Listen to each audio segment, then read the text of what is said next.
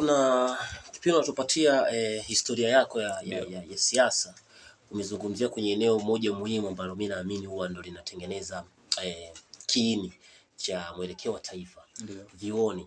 Lakini umezungumzia kwenye uundwaji wa serikali ya wanafunzi, kwa namna ambavyo nimekuelewa ni kwamba huwa kuna pushing factor kutoka kwa viongozi wa vyama mbalimbali vya kisiasa. Hii inaweza ikachagiza kwa kiasi gani kuharibu ile atmosphere ya vyuo vikuu kutengeneza wanazuoni ambao ni mahiri na ambao wanaweza kuwa na maono ya kuweza kulisaidia taifa, kulingana na ile pushing factor ya baadhi ya wanasiasa, hasa kuanzia kwenye serikali ya muundo wa wanafunzi. Wakati sisi tunasoma miaka 2012 kurudi nyuma, kulikuwa kuna fursa kidogo nadhani tofauti na leo. Yaani ulikuwa una uwezo wa kusema mimi nimejiunga na chama fulani ukiwa chuoni pale. Yaani hawakuruhusu kufanyika ndani ya chuo, lakini nje naenda mnakaa bana, chama fulani kimekaa sehemu fulani, chama fulani kimekaa sehemu fulani, na maisha yanaendelea. Sasa ni rahisi kumjua kwamba huyu ni Chadema, huyu ni CCM. Kinasaidia sana kutengeneza fursa kwa watu. Sasa unajua sasa hizi siasa, kwa mfano siasa sasa hizi vijana wengi sana wanapoteza hawana ajira, lakini mwisho wa siku pia siasa hiyo inapunguza angalau wimbi la ajira. Akiamua kuingia kwenye siasa, yani ingia kwenye siasa maana yake anapunguza nguvu kutoka kwenye kutafuta ajira serikalini, maana ameipata kupitia nini? Kupitia siasa. Sasa unakuta sasa hivi hata wazungumzaji hamna, yani mtu atoki chuo akaja ukamwona fulani. Eti zamani ilikuwa mtu anaamua mbona mtu kama Silinda ametoka tu hapa, tulikuwa namuona hapo enda ni Chaso hapa, mwisho wa siku mbona ameenda kuwa mbunge. Mtu anatoka pale anaenda na anakuwa mbunge. Siku hizi sasa serikali imefanya mazingira fulani magumu hivi. Anasema wakikusikia una chuo, lakini wakimsikia wa CCM yeye ana chuo anaendelea. Wewe ukimsikia wa Chadema yeye hana chuo kabisa. Sasa wametisha vijana wametishika wengi, na watu wameamua kuficha makucha bwana, ngoja nikae nitulie nimalize shule. Sasa wakati unakaa utulie umalize chuo, unakuta umeshapoteza vitu vingi sana, kwa sababu watu hawakuoni, hawakufahamu. Lakini wakati ule uko chuo mtu anakuona, huyo fulani mwenzetu, kwa hiyo ni rahisi kukuamini. Lakini ukimaliza chuo kaja ukajiingiza tu katikati ya siasa, mimi nimekuja bwana, nimaliza chuo, nimekuja kwa mtu anakuambia huyu hata kama ametumwa, huyu ni chawa wa serikali, ametumwa kuingia kutuharibia chama chetu. Yaani ukimaliza chuo ukaja kwenye Chadema unasema nataka nishinde uchaguzi au nishinde ubunge, nishinde mwenyekiti wa jimbo. Sio rahisi watu kuamini. Huyu wakati anasoma tulikuwa hatujui. Leo amemaliza, amekuja, huyu atakuwa ametumwa. Kwa hiyo watu wanapoteza nafasi hivyo. Yaani leo ukitoka tu chuo kaja wazao wanataka ubunge hapa kupitia Chadema au kupitia chama cha upinzani, watu wanakuwa na shida na wewe kabisa kwamba huyu ni chawa tu. Wakati kumbe sivyo. Sasa ni mazingira tu ya chuo. Hiyo legitimate hiyo kuanzia kwenye ngazi ya mazingira kama hayo, pengine huenda yapo ambayo yanaleta hiyo athari. Kwa nini hiyo legitimate naipatia wapi ya kuweza sasa kusema kwamba pengine labda akatumwa au pengine labda ndo kavutiwa labda na siasa kwa wakati huo? Sasa tunachokifanya sasa hivi baada ya kuwa serikali imeweka mazingira magumu sana ya watu kutofanya siasa vioni. Ndio. Na sisi hatuachi kwamba tusiingie vioni.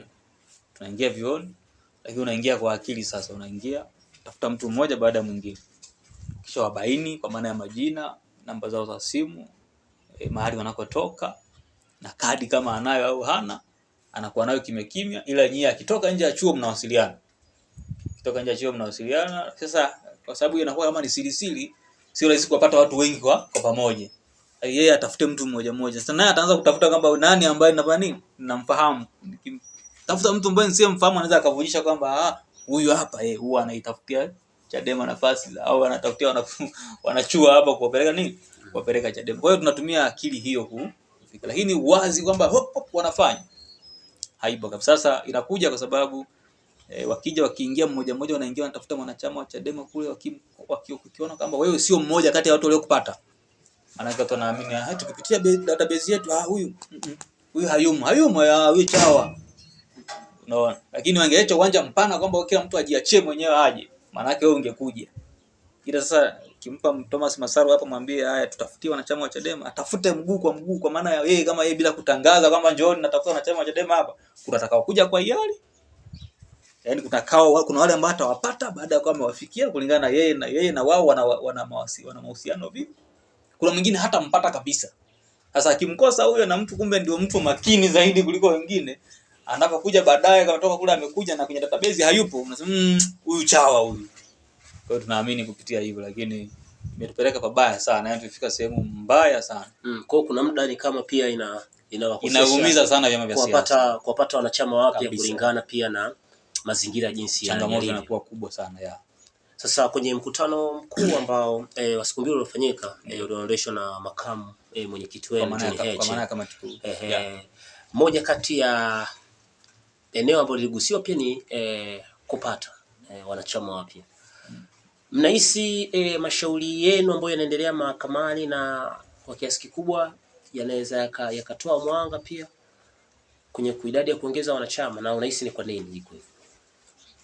Mashauri yetu yanaendelea kufanya na mimi na shauri linaloendelea sasa.